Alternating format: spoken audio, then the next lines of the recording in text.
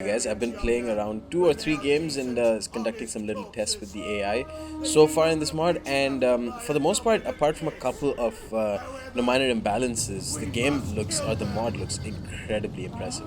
So I'm going to be showing you guys a 1v1 online battle that I fought against Pirro. I don't know if many of you guys even remember him. Pirro is one of the founders of the Wolf Total War channel. I think the first video, the very first video of this channel is a collaboration between me and Pirro, explaining Rome 2 for newcomers, or trying to make like a multiplayer tutorial. Yeah, it's pretty cringe if you watch it. I mean, not for Pirro, but because I I just sound so awkward back then. I guess I sound awkward a bit now too, but it's definitely a million times better than before. Anyways, I've taken the Grand Principality of Serbia here, I believe. And Pirro, on the other hand, has taken Georgia. And we're fighting in the custom map of Alexandria. Not custom map; it's just one of the maps that I selected before I was just mousing around and found this map. You can see he's moving in with Georgia. He's got 3 Georgian horse archers who do not have Parthian shot. Strangely enough, don't know really how much these guys cost, but let me try and give you guys a good look at these at the horse archers. So they seem to be tier 3, but don't really have much going in the way of armor, at least from the looks of it. They have 225 health and only 27 armor, as you can see. I'm moving up one of my culverins, and the culverins, of course, are a symbolic cannon unit, artillery unit of medieval 2 Total War, but they aren't very powerful at all in the medieval kingdoms, and they cost quite a bit. I believe they cost around 850 talents. So that's one of the things that I think needs to be changed, or maybe needs to be improved a little bit. As you can see, these culverins firing. They have very low reload rate. Let's take a look. They have basically 80 armor penetration, missile damage, 20 ammunition, and they fire explosive rounds that damage buildings and give 10 bonus for his infantry, and carry the whistling shot and I believe flaming shot penalties as well. Carry a host of morale penalties with them. Very inaccurate though. He's moving the rest of his army, which is comprised of a bunch of Monaspa foot archers who have 150 range. Let me try and take a closer look at them. Seem to be beautiful looking units. How much armor do they have? 35 armor. They look to be very, very well armored. Firing flaming shot from the woods, burning down the trees onto my culverins and my halberdier line and Serbian archers. Serbian archers have 52 missile damage, which is the lower missile damage, but I have extended range of 170. I'm firing a mixture of heavy shot and normal shot on there. I don't really think flaming shot has much of a role in the game. I have yet to really test it out, but seeing as a lot of units have a lot of heavy armor, I don't really see why you'd want to use flaming shot. The culverin here, only 1 out of 4 is remaining. A lot of them have just gotten destroyed by the amount of flaming shot that's just punched through them. So they were of very little use. This culverin here hasn't really gotten any kills and is facing up against a host of Monaspa lancers and melee cavalry who seem to be pretty decent, not too strong, and some Tadzeriuli.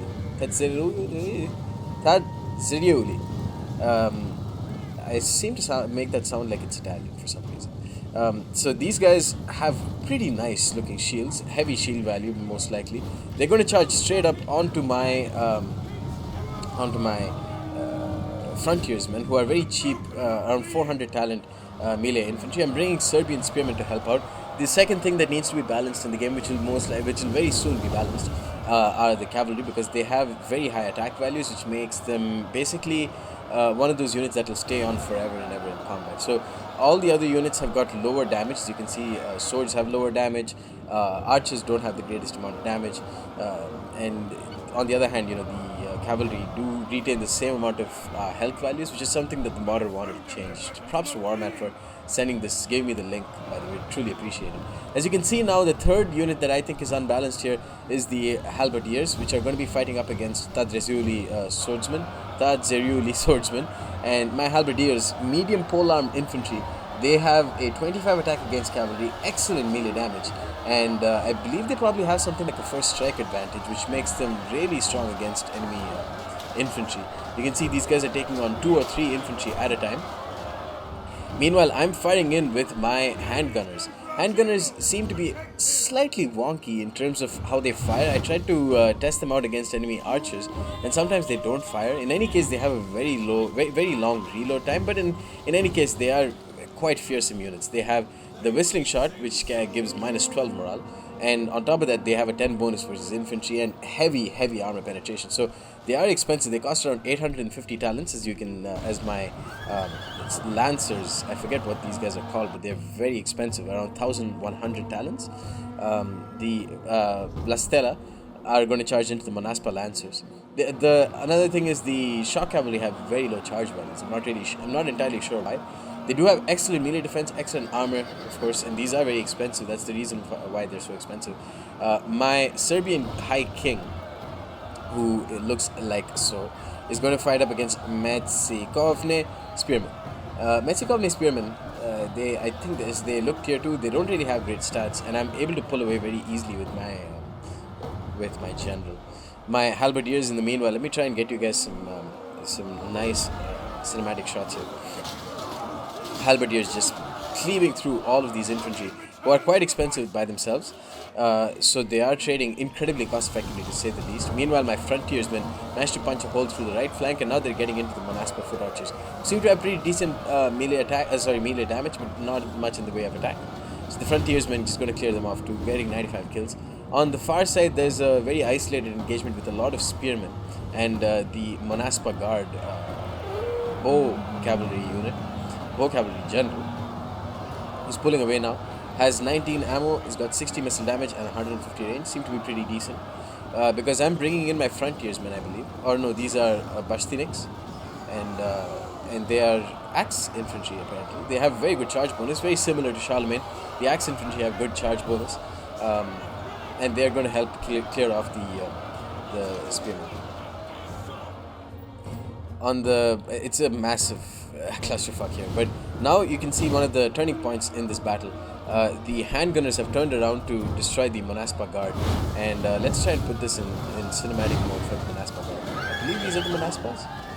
My handgunners the handgunners wield maces in melee, and they cost quite a fair bit, but just one coordinated volley with some handgunners will just destroy anything in their wake. Just take a look at these guys. Peasant bowman here, Monaspa guard down to 17 men, and good lord, they just got slaughtered from that volley from the handgunners. Those guys almost got a double XP chevron from like a couple of seconds. My Serbian king going to take use, just try and hit these Serbian horse archers and then pull around and hit the Metsikovne spearmen in the rear, inflict those morale penalties. The general also recently died, which means their morale is dropping all the way down to 7. They're about to rout very, very soon. And meanwhile, my Blastella has managed to clear off the line of swords behind. But honestly, it looks like my halberdiers really saved the day here. They are very, very powerful. They have 0 missile block chance, but still, they're just so incredibly powerful against enemy infantry that it's hard to see how any meta would form without halberdiers. The halberdiers, these guys as well, I believe they have incredible armor. They have 85 or 80 something, 85 or 90 armor. Close victory for me. This was fought in ultra funds. I'm still trying, I think Intiprat as well, is trying to find the best fund size or the best rule set for medieval kingdoms. Well, that is sure to change once Warman, the lead modder, I guess, I'm assuming, or maybe the modder in charge of game balancing, changes the values of cavalry health. I personally wouldn't really like it to go all the way down to Age of Charlemagne cav values, but instead, if he could tweak some of it, honestly, if he can talk to Walrus Jones, the creator of Tusk mod, and do some behind the scenes work on cavalry impact damage, and maybe even leave or slightly lower the health of all cavalry, it would be perfect. Honestly, I really like the way cav works in Rome 2. Maybe making cavalry 1.5 times stronger than how it is in Blade Balance or Vanilla Rome 2 would be, I think, the perfect medium point, I guess, perfect sweet zone for cavalry in medieval kingdoms. Let's take a look at the stats of the different units. This is the Grand Principality of Serbia. Grand Principality of Serbia, yeah. Pretty limited roster at the moment, but definitely not lacking in terms of flavor. You have the Serbian Knights who have 90 armor, then you have the Vlastela.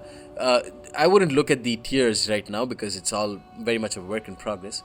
The Vlastela are, you can see the charge point is very low for these guys, but the Vlastela definitely are meant to be a very, very elite tier unit. They have Proniha Lancers, or maybe Pronija Lancers. I would assume it's Proniha Lancers, who have a 15 attack against cavalry, but that would transform this 24 melee damage, which is how much? Only 4 armor penetration, to 19 armor penetration. So that would make them a 39 melee damage unit. And let's take a look at the shock cavalry. I'm assuming they wield swords. Yeah. I think a little bit of tweaking needs to be done in terms of melee cavalry and shock cavalry. But let's see what happens. The handgunners seem to be such a strong unit. So they have 102 health, which is pretty high up. If you can see, compare them to the Serbian Archers. No, actually no. They have decent enough health, I guess. But 70 armor is insane. But honestly, that might make these guys look a bit, OP. But honestly, they aren't. For one thing, they have low range, 125 range. Second, take a look at their reload time. Their base reload time is 60 versus, for example, the Serbian Archer, who even in heavy shot has a base reload time of 42. In regular shot, they have a base reload time of 34. So almost half the reload time of the handgunners, as well as a pretty big boost in terms of range. So the Serbian Archers can definitely kill off the handgunners, especially if you bring 2 Serbian Archers versus 1 handgunner. They cost around the same amount of money. Then you can definitely trade very cost effectively. So the handgunners do have their weaknesses. The Ragusian Kakoni seem to be a very cool little unit. I wonder if their reload time is even worse. No, their reload time is the same. So I guess where they do lack is basically the armor front. So much more vulnerable to enemy missiles. Serbian crossbowmen seem to be pretty decent. Crossbows in general look to be pretty good, but haven't really found a use for them. They seem good, but I mean, if you can bring look at this. The base reload time for heavy shot for crossbows is actually low. Is worse than handgunners. That's very strange. I would not like that. I mean, there would basically be no real reason to bring crossbowmen there. There was hardly a reason to bring crossbowmen in vanilla Attila multiplayer, so I'm not really sure. Halberdier is another unit that's 85 armor, 0 missile block chance, but still, man, 85 armor is really, really high. But yeah, it's of course very, very early stages in the mod. Honestly, the mod looks so beautiful, and there's just so much work that's put into this that it's breathtaking to see how good the mod is functioning. As of now, it's still very early stage. But yeah, very excited to bring this battle to you guys. Hope you guys enjoyed it. Let me know, of course. Leave a like if you want to see more of this sort of video, and if you want to see more Medieval Kingdoms content in the future. I plan on bringing faction previews, unit previews, but of course that depends on if there's interest from you guys. So let me know in the comments and with your likes, and stay tuned for more. Peace.